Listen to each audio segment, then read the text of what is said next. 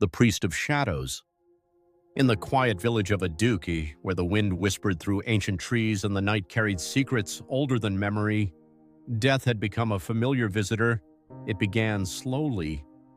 One person fell ill, then another, and another. At first, the elders blamed it on the season. "It is the harmattan," they said. "The dust brings sickness." But this illness was not like any they had seen before. It crept into the body like a shadow, draining life little by little.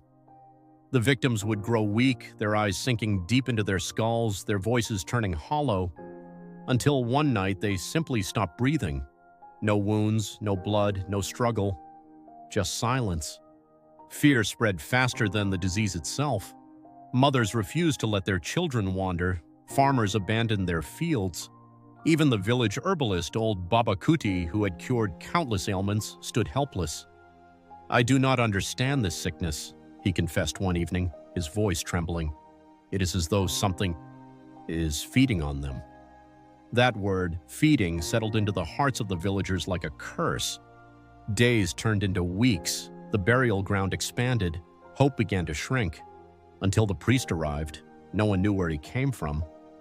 He walked into the village at dusk, dressed in long white robes that seemed untouched by dust, his staff carved with strange symbols that no one could read. His face was calm, almost too calm, and his eyes held a quiet storm. "I am Father Malachi," he said, his voice deep and soothing. "I heard your cries." The villagers were desperate. They did not question him. The first miracle happened that very night. A young girl named Sade, who had been bedridden for days, barely breathing, was brought before him. Her mother wept uncontrollably. "Please, save her," she begged. Father Malachi placed his hand gently on the girl's forehead. He closed his eyes and began to whisper words no one could understand. The air changed. The wind stopped. Even the insects fell silent. And then the girl gasped. Her body jerked as though something had been pulled out of her. Color returned to her cheeks. Her eyes opened. She was alive. The entire village fell to their knees. "A miracle!" they cried. From that moment, Father Malachi became their savior. One by one, the sick were brought to him.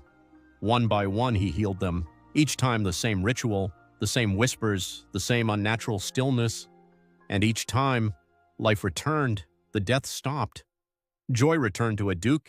Songs were sung again, fires burned brighter. Hope, once buried, rose from the ashes. But not everyone was convinced. There was a young man named Tunde. Tunde had lost his father to the illness. He had watched helplessly as life drained from him. And though he was grateful for the priest, something about Father Malachi unsettled him. "He came too easily," Tunde said one evening to his friend Amara. "And he heals too, perfectly." Amara frowned.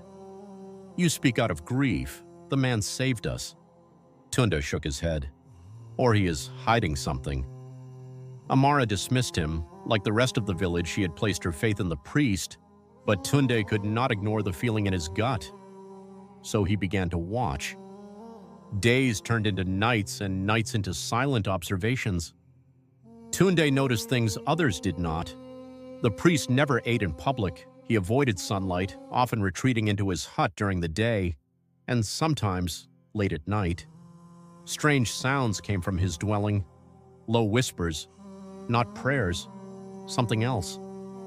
One night, unable to bear it any longer, Tunde made his move.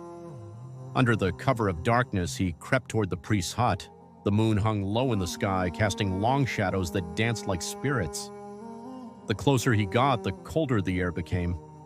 And then he heard it, a voice, not one voice, but many, layered together, twisted, unnatural. Tunde's heart pounded. Slowly, he pushed the door open.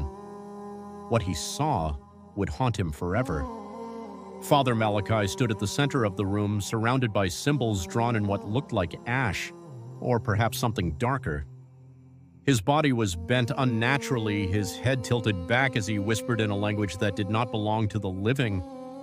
And before him, a shadow, Not a person, not a spirit.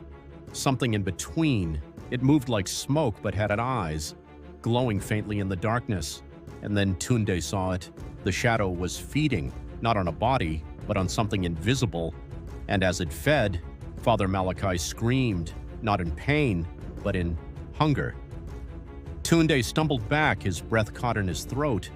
The priest's head snapped toward him. Their eyes met. For a moment, time stood still. Then the shadow vanished, and the priest smiled, a slow, knowing smile. "You should not have seen that," he said calmly. Tunde ran. The next morning, he told the village everything, but they did not believe him. "How dare you?" one elder shouted. The priest saved us. "You are blinded by jealousy," another said. Even Amara turned away from him. "You've lost your mind," she whispered.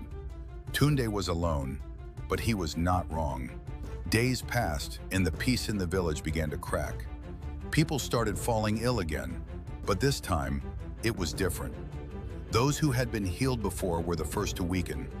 Their bodies deteriorated faster than before. Their eyes, hollow, their voices filled with terror. "I feel it inside me," one woman cried before collapsing. The deaths returned, worse than before. Panic spread. The villagers rushed to Father Malachi. "Save us," they begged. But this time, the priest hesitated. "I cannot heal all of you," he said quietly. Fear turned to anger. "What do you mean?" the chief demanded. The priest's calm demeanor cracked just for a moment. "There is a price," he said. Silence fell. "A sacrifice," he continued. The word echoed like thunder. The villagers exchanged uneasy glances. "What kind of sacrifice?" the chief asked. The priest's eyes darkened. "One life for many." The village erupted in chaos. "No!" some cried. "It is the only way," others argued. And then greed crept in. "What if we choose someone who has nothing to offer?" one man suggested. "A criminal," another added. "Or," someone whispered, "the one who lies." All eyes turned to Tunde. Betrayal cut deeper than any blade. "You cannot be serious," Amara gasped. But the seed had been planted. Tunde the outsider, Tunde the doubter, Tunde the sacrifice. That night they came for him, bound him, dragged him to the priest. Tunde did not beg. He only looked at them, one by one. "I tried to warn you," he said. Even Amara could not meet his eyes. As the ritual began, the air grew heavy.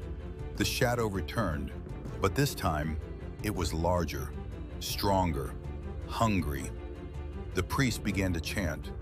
The villagers watched in fearful anticipation. But something went wrong. The shadow did not move toward Tunde. It moved toward the priest. Father Malachi's voice faltered.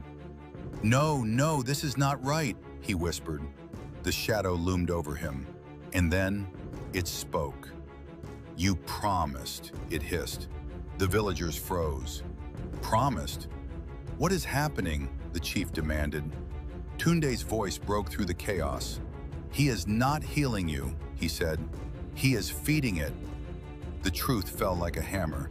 The priest collapsed to his knees. "I had no choice," he cried.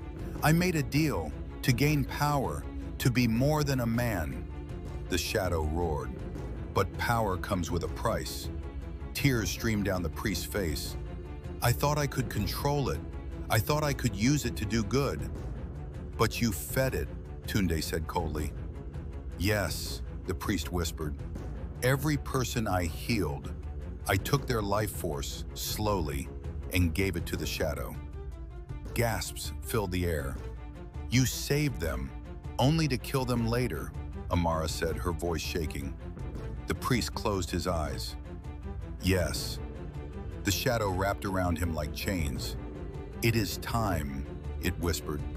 The villagers watched in horror as the priest screamed, this time in real pain. His body twisted, his voice shattered, and then silence. The shadow vanished. The priest was gone. The sickness disappeared completely.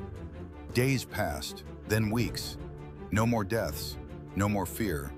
But the village was never the same. They had traded truth for comfort and almost paid with their lives. Tunde was freed, but the damage remained. Amara approached him one evening, tears in her eyes. "I am sorry," she said. Tunde looked at her, then at the village. "Some truths," he said quietly, "come at a cost." And as the wind passed through Aduke once more, it carried a lesson that would never be forgotten. Not all miracles are blessings, and not all saviors are what they seem.